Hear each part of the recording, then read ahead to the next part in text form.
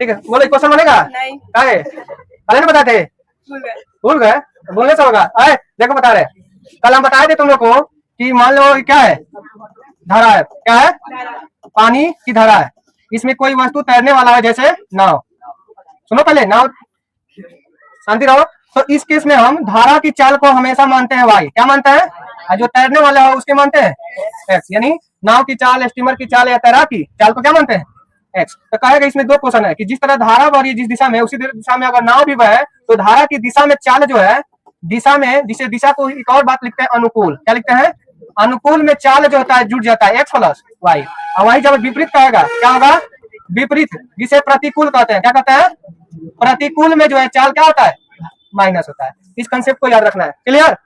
चलो इस पे हम बनाते हैं, ठीक है। क्या है 33 नंबर क्वेश्चन है कि निशा धारा के अनुकूल, अनुकूल का मतलब क्या है, मतलब दिशा में, तो मान लेते हैं निशा के जो तैरने वाली है तो उसका चाल क्या मान लेते हैं, निशा की चाल क्या मान ले, x किलोमीटर पर आवर, एवं इसमें धारा दिया है, धारा की चाल क्या मान लिया जाए, y kilometre per hour according to question. अनुकूल का मतलब क्या होता है, दिशा में, दिशा में चाल क्या होता है, जुटता है, तो चाल है दूरी बटा समय, तो दूरी कितना जी 20 किलोमीटर, कितना घंटा में, इसे क्या करेंगे 2 से, तो क्या होगा 10, समीकरण 1 हो जाएगा। एवं फिर पुनः कर अकॉर्डिंग टू क्वेश्चन, धारा की प्रतिकूल यानी उसकी विपरीत दिशा में चाल क्या होता है, माइनस होता है।